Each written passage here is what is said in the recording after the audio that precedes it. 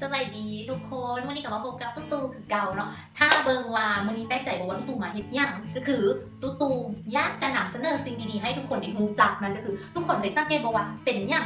งไปตัดเครื่องหยิบเครื่องแต่ละบนนะบางคนก็ฟ้าวแต่กะถ้าเราก็มีเวลามาตัดให้เขาโคจิตัดแล้วสุดหนึ่งนะก็ใช้เวลาเป็นทิศส้มทิศบางคนก็โดนกว่าหันซ้ำกว่านั้นยังเสียเวลาเปลืองน้ำมันรถเสียเวลาเมื่อเว้นเพื่อขี่รถไปห้าเพื่อไปแค่ขี่เดียดกระเดียดไก่กันไก่คนมีรถไงก็พัดกับรถติดคนมีรถจักรก็คนตกคนเด็ดโอทุกคนหมดปัญหานั้นไปได้เลยเพราะว่าตู่มีฮานดีๆอยากจะแนะนำเนาะบอกว่าทานจะอยู่ไส้บอกว่าทานจะอยู่ไก่อยู่มอบ่มีเวลาไล่ซ้ำได้เขาสร้างมาไปแทนเครื่องให้ทานได้เทิงทีประหยัดเวลาบ่เปลืองน้ำมันและที่สำคัญคือบริการส่งเครื่องฟรีอีกด้วยมีบอลได้แน่น้อยหนักมาที่ตู้แทบจะโมเห็นเลยเรื่องว่าถ้ามีก็คือน้อยคิดได้ว่าเอ้าลูกค้าไปตัดเครื่องคนฮานและโดนยังบ่พอยังต้องได้กลับมาเอาเครื่องอยู่ฮานเองอีกแต่ว่าปุ๊บมาฮานปุ๊บฮานถ้าว่าปิดกับบุกก็มีเนาะฮานปิดกับว่าปิดฮานบ่ปิดกับขังไก่ทั้งเมื่อยบางทีก็โซฮานน่ะบ่เห็นก็มี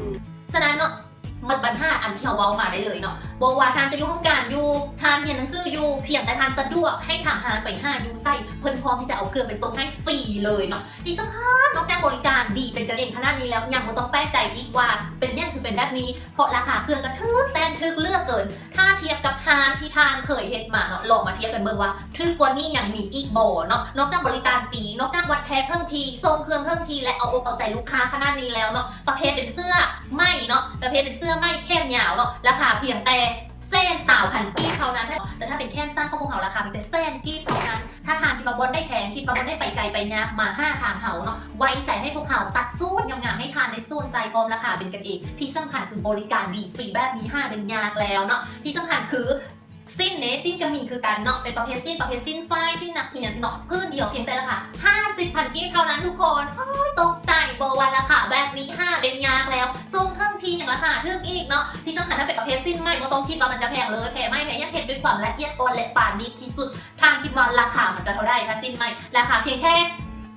60,000 กีบเท่านั้นยังว่าโค้ดคือโค้ดดีแบบนี้ห้ามที่ได้โบได้แล้วเนาะตู้โบได้มาฟอยละลามีมาส่งให้เบิ่งพร้อมว่าความป่านี้ที่มานี่นะป่านี้แท้หรือบอทุกคนเบิ่งด้วยตาพวกพวกทานเองเลยนี่ก็คือสูตรเนาะที่ตัดมาเพื่อให้ทานลูกค้าได้สวมใส่เนาะเป็นสีเขียวยักออกแดงเหมาะสำหรับงานกลางคืนที่ทานจะไปเที่ยวไปงานดอกงานสร้างสรรค์ต่างๆเนาะกับคู่ฮักกับแฟนห้องทานกันได้เส้นเดียวกันเนาะความป่านี้คล่องเพเนาะบอนี่จะนิดด้วยความละเอียดอ่อนยาวงามบวกกับเป็นลายซี่ข้าวซี่เงินแบบนี้เนาะเข้ากันและสว่างหูสว่างตาเลือกเกินถ้าไปเทียบกับในงานแล้วเนาะที่สำคัญคือเน็ตกระดุมไว้สร้างเม็ดเนาะเพื่อสร้างเฮ็ดให้มันมีลุคเล่นหน้าดึงดูดเนาะเพิ่นเอิ้นว่าสุดที่ประมาณว่าเรียบรูดูแพงนั่นเองเนาะอันนี้เป็นทางล่างเนาะทางล่างก็จะมีการตัดหยิบด้วยความปานนี้วงโมนอ้อมหอมเนาะครอบและแค่จะมีแค่ยุ้มเล็กน้อยเพื่อเฮ็ดให้หน้าฮักกุ๊กกิ๊บหวานๆแววๆเนาะถ้าแบบนี้เนาะเป็นผู้ใหญ่ใส่กระดีเด็กน้อยใส่กันหน้าฮักกันเลยทีเดียวแบบสามารถไปงานดองงานทางการงานเข้าเรียนต่างๆวัดว่าอาหารกันได้เช่นเดียวกัน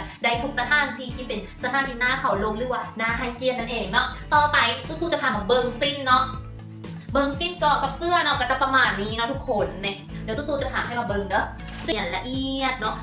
หอยหยิบนะโบแค่หอยไฟหรือว่าเนี่ยเลยพวกเก็บละเอียดยิบเนาะให้มันเข้าหูในมูแบบที่เรียบเลือกเกินเนาะสร้างความละเอียดอ่อนในกระทั่งตอนรีโบเห็นหอยยอหอยพับยังทั้งสิ้นเนาะในกระทั่งตากระโหลกข้องตีนสิ้นเนาะก็เป็นซี่ข้าวลวดลายที่แบบว่าเรียบลู่เนาะตั้งเป็นหูเนี่ยกับหูเนาะแต่ว่าเบื้องโดยรวมแล้วมันมีความสวยสดงดงามซี่เงินเนาะตัดกับซี่เขียวแจ้งสว่างนุ่งไปตอนค่ำฮักหอมว่าอลังการงานสร้างแน่นอนเนาะจนโบเลยว่าอ้าวนุ่งไปแข่งกับเจ้าสาวบอกหรือว่าให้เป็นเจ้าสาวกันแทนงงเลยแล้วถ้าเป็นซี่ข้าวแล้วมันเนียนเกลี้ยเลยแต่อันนี้โบเป็นยังซี่เขียวก็ไทยเนาะเอาเป็นว่าเนาะทุกคนคงต้องไส้แล้วแมนบอกว่าอ้าวมันตังอยู่ไส้มันตังอยู่บอได้เนาะโบต้องแปลกใจอยู่ที่เมืองฮัทไซฟองนครหลวงเวียงจันทร์เทพหลักแปดหรือว่าบ้านน้องไห่นั่นเองเนาะแต่ว่าถ้าใครว่าอยู่ออมแอมเห็นเนาะไกลไปไกลมาถ้ามีกระซ่ามาเข้ามาตัดมายิบได้ถ้าขัดมาอยู่มอหรือสะดวกมาอีกเนาะแต่ถ้าบอสะดวกมาเองทานเพียงแค่โทรมา5ทางเห่าเลยตู้จะขึ้นที่เบอร์โทรศัพท์ไปทางรูปนี้ให้ติดต่อเนาะพร้อมกับสแกน QR code ไลน์เข้ามาได้เลยเนาะสะดวกทางไลน์กับแซนมาสะดวกจะโทรก็โทรมาได้นะติดต่องานกันได้อย่างทั่วเทิงเลยบอกว่าทานจะอยู่ไส้บอกว่าทานจะอยู่ไก่บอกว่าทานจะบ่มีเวลาไล่ซ้ำได้ทางเขาสามารถไปทานได้ทันทีเนาะอำนวยความสะดวกให้ทุกอย่างให้เขาไว้วางใจให้เขาตัดเครื่องงามๆให้ทานนุ่งแล้วทานจะบอกผิดหวัง